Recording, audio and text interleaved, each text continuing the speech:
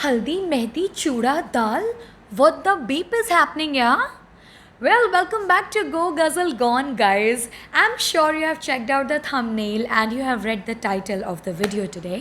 And आज का video revolve होने वाला है इसी टॉपिक के around because as you all know I recently got married and जैसे ही मेरी शादी हुई है बहुत सारे नोशंस, बहुत सारे क्वेश्चंस, बहुत सारे डिलेमास एंड बहुत सारे जजमेंटल परसीव्ड नोशंस जो लोगों के दिमाग में होते हैं वो उभर कर सामने आए हैं। तो आज का वीडियो मैंने सोचा क्यों ना हम आप मिलके थोड़ी सी गपशप लड़ाते हैं और बात करते हैं और एक दूसरे के व्यूज़ जानते हैं, ये सोच के कि क्या आज भी मैरिजेस को इतना ज़्यादा ओवर हाइप किया जाता है इंडिया में कि हमने उसको बहुत बड़ा मुद्दा बना दिया है। आई मीन आज का वीडियो हम पंचायत करने वाले हैं full on. I am very excited about it. आप लोगों ने मुझे काफ़ी सारे DMs किए थे, बहुत सारे पॉडकास्टिंग रिलेटेड भी रिक्वेस्ट आए थे जिसमें मुझे बोला है कि मैं इस बारे में बात करूं, तो I am here catering your request guys. मैंने अपनी चाय बना ली है, the green tea is right here. आप पॉज करो video, go and bring your tea, coffee and anything to munch upon because आज आने वाला है बहुत ज़्यादा मज़ा। मेरा ऐसे ना अंदर का लखनऊ उभर के बाहर आ रहा है। तो ट्रेलर बजाते हैं और बकैती शुरू करते हैं।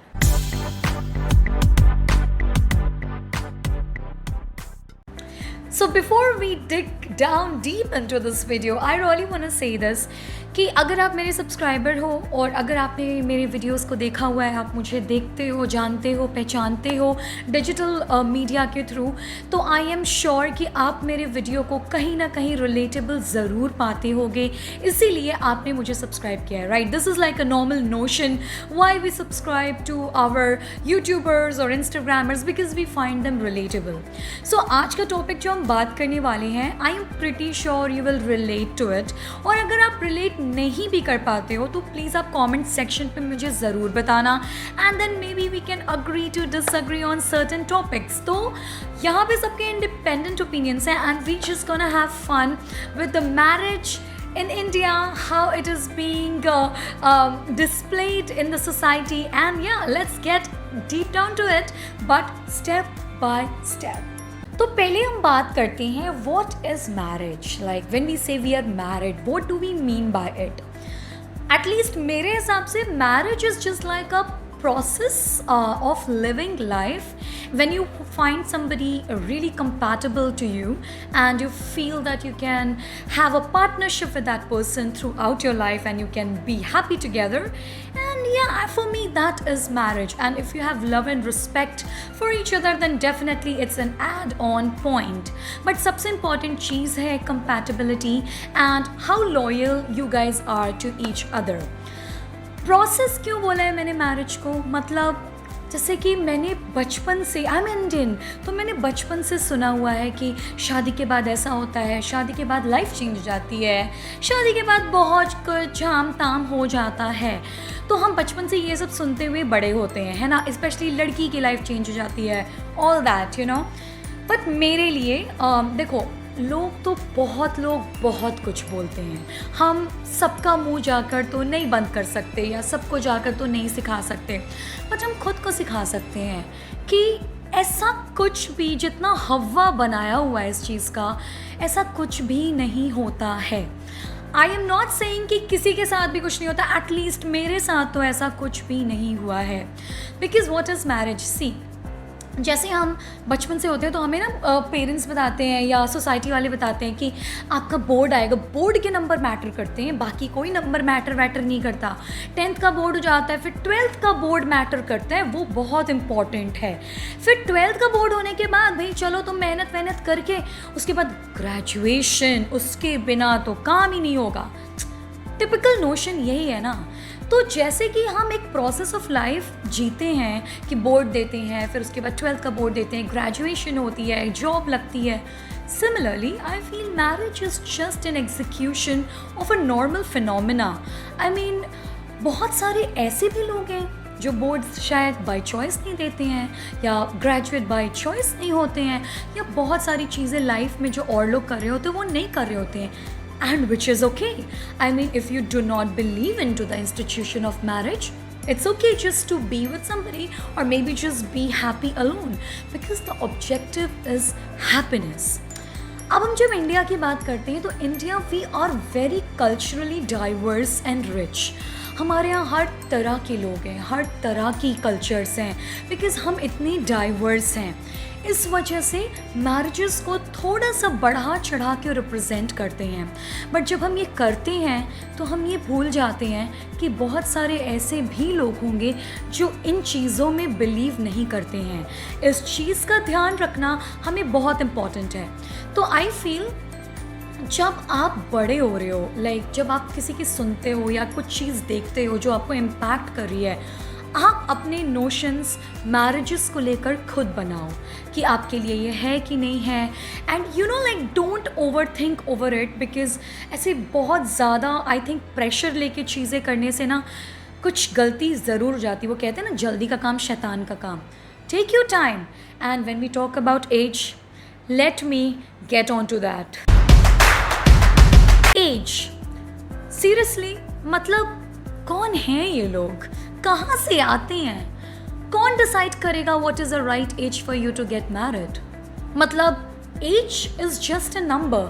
मैंने बहुत बार लोगों को ये बोलते हुए सुना है कि you know I don't want to get married because I feel I am too young to get married, और my god I am getting in to this certain age, mid-30s, mid-40s, I need to get married else I won't get a guy.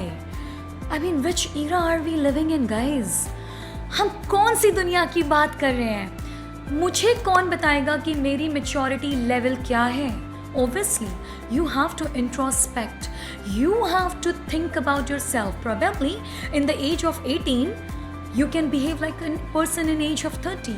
And maybe you're 30 and you are just 18 in your heart. So, ये चीज़ कौन decide करता है? मतलब जब मैं सुनती हूँ ये एज वो एज, लाइक लिटरली जब आपको लगे कि आप अब रेडी हो अपना 100% कमिटमेंट देने के लिए, तो I think that's an accurate age to get married. जब आपको लगता है कि आप रेडी नहीं हो तो maybe doesn't matter which part of your age you are living in, it's all right. और अगर आपको ये भी लगता है कि marriage is not meant for you, maybe you do not want to get into somebody's life, it's all right. I mean, please don't let people decide on your behalf that what do you want because nobody knows it more than you. मैं इस चीज़ को लेके बहुत sceptical थी कि मैं इस बारे में बात करूँ ना करूँ, बट मुझे ऐसा लगता है कि अगर आप मुझे पहचानते हो, समझते हो, तो आप इस पॉइंट को ज़रूर समझोगे. तो मैं एक्चुअली लॉकडाउन के टाइम पे I decided to get married.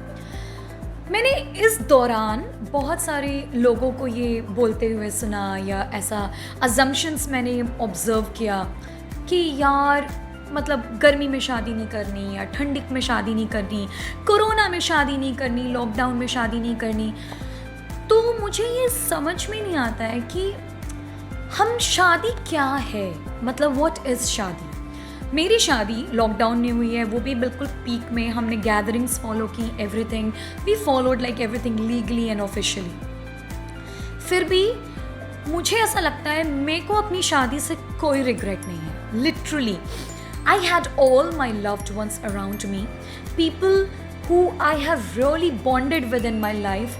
They came beforehand and they spent some weeks with me.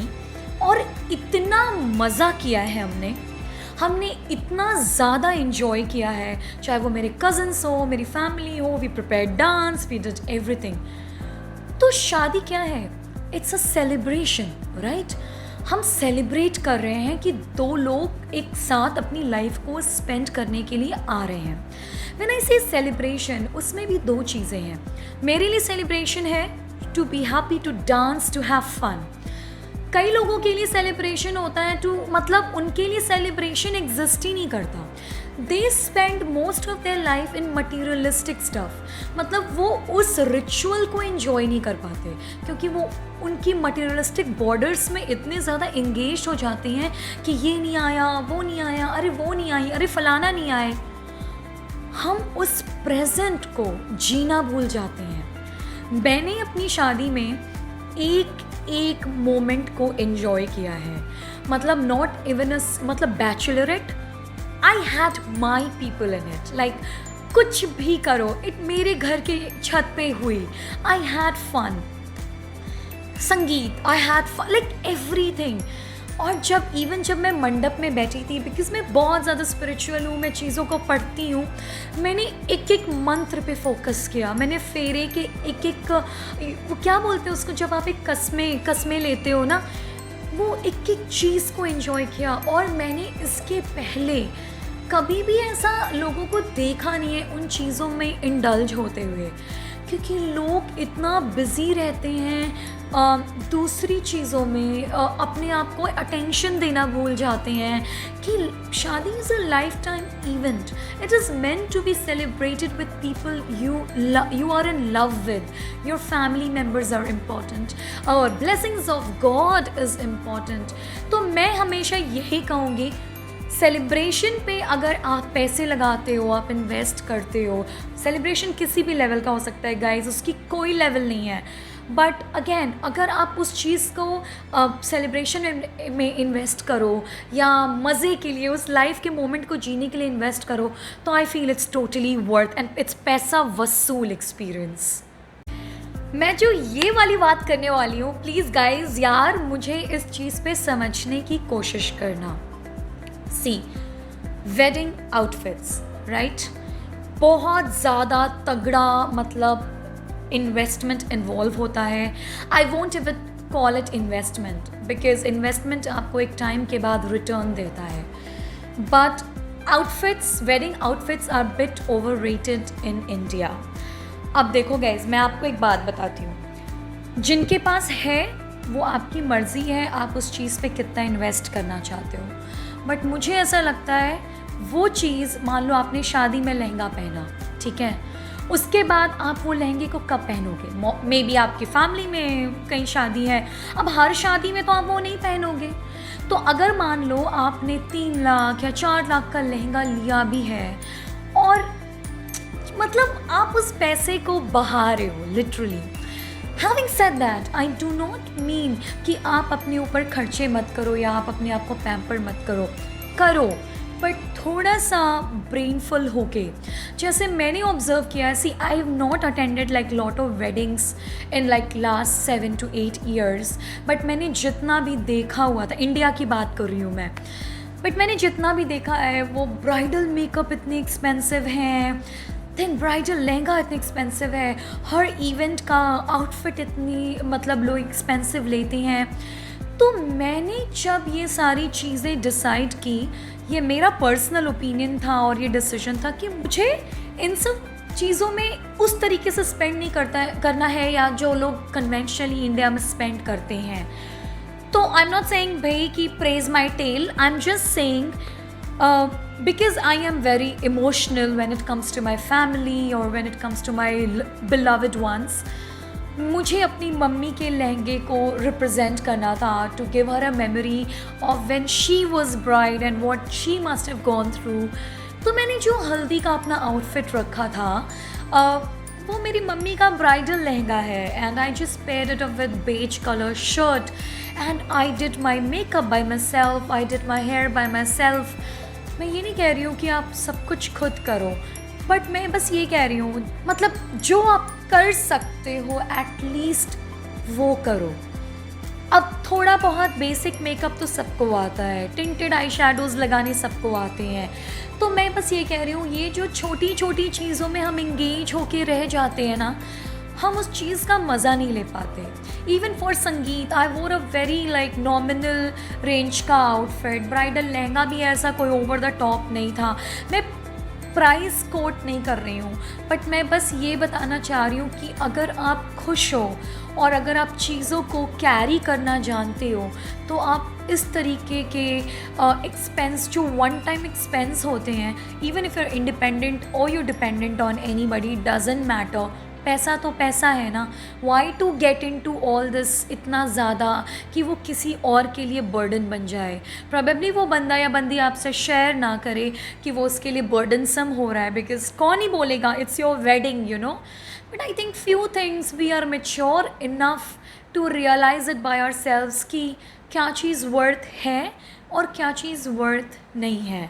Come into post marriage dilemmas. शादी के बाद ना लड़की की लाइफ बदल जाती है, सब कुछ पहले जैसा नहीं रहता. पता है, अरे नहीं, जब तुम्हारी खुद की फैमिली होगी ना तब तुम्हें समझ में आएगा. सुना है ना, हम सब ने सुना है, बचपन से सुना है. बट मैं इतना बोलना चाहती हूँ जो मेरे वीडियोस से रिलेट करते हैं या जो छोटे बच्चे जो हमारे वीडियोस को देख के दे आर ग्रोइंग अप. मैं बस इतना कहना चाहती हूँ गाइज, ऐसा कुछ नहीं होता है. The only condition is if you are with the right person, and that validates my first point which I stated in the video. If you are not compatible with somebody, you cannot spend your life with that person. And जब हम शादी करते हैं ना तो हम ऐसे बहुत ज़्यादा, मतलब I know two families come close to each other and all this, with all due respect to that. जब आप खुश हो, आपके साथ जो एक बंदा कमिटेड है वो खुश है, तो बाकी सब अपने आप खुश हो जाते हैं. फिर नथिंग मैटर्स. अगर आप खुश हो ना, आपकी खुशी, अगर फैमिली आपको समझती है, जानती है, तो वो आपकी खुशी में खुश है. आप कुछ वैल्यूज़ रिलेशनशिप में हो तो स्टेट कर दो. अगर आप अरेंज फॉर्म ऑफ मैरिज में बिलीव करते हो तो देर आर सर्टेन एक्सपेक्टेशंस जो हमें ग्रेजुअली रियलाइज़ होती है लाइफ में. और maybe you are looking up in to a life partner, could be a girl, could be a guy, because expectations किसी की भी हो सकती हैं. Instead of getting in to a bad marriage or a bad relationship, it's better to state the facts beforehand. मुझे समझ में नहीं आता है हमारे यहाँ पे प्रॉब्लम क्या है. हम कम्युनिकेट क्यों नहीं करते हैं चीज़ों को. अगर हमें कोई चीज़ ऑफेंसिव लगती है, could be me, about me, my family, could be about him and his family, why don't we talk about it? Why don't we discuss? Probably हमें कुछ पता चलेगा. शायद हम जिस नज़रिए से देख रहे हैं, हम उस नज़रिए से उस चीज़ को नहीं देखेंगे. और ये सब चीज़ें आई फील कि हमें शादी के पहले डिसाइड कर लेनी चाहिए कि हम कैसी लाइफ को लुक फॉरवर्ड करते हैं, कैसी लाइफ स्पेंड करना चाहते हैं.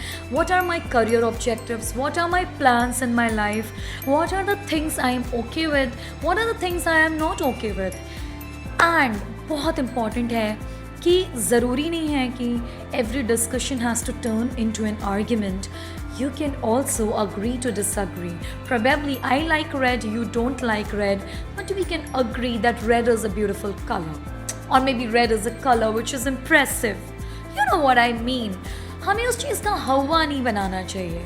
यार आजकल के टाइम पे ना I would say, मतलब मुझे तो बचपन से ये था कि I do not want to be lonely. I can be alone, I love to be alone, but I don't want to be lonely in my heart.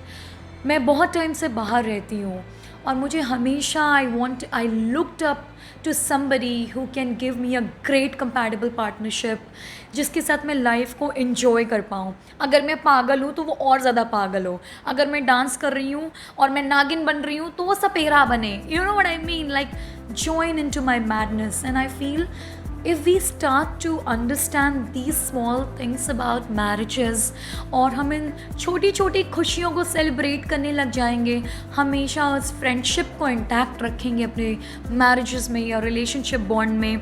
अगर हमें कुछ बुरा लगता है हम उस चीज़ को एड्रेस करेंगे राइट तरीके से, हम उस चीज़ को कम्युनिकेट कर पाएंगे बिना किसी को ऑफेंड किए. तो I think that is what wisdom is. We have achieved it.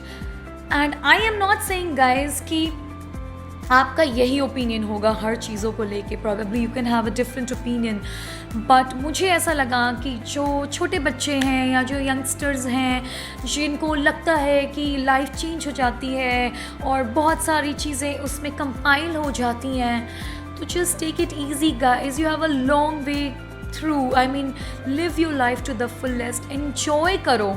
Even आप जॉब करते हो ना, पैसे एक जगह एक्यूमुलेट और बिल्डिंग्स और मटीरियलिस्टिक चीज़ों में करो, बट लाइफ को एन्जॉय करो, फन करो एंड ऐश करो. यार यही बस ऑब्जेक्टिव है मेरे वीडियो का. खुश रहो सारे And yes, address your feelings, love yourself, dress up well, look gorgeous.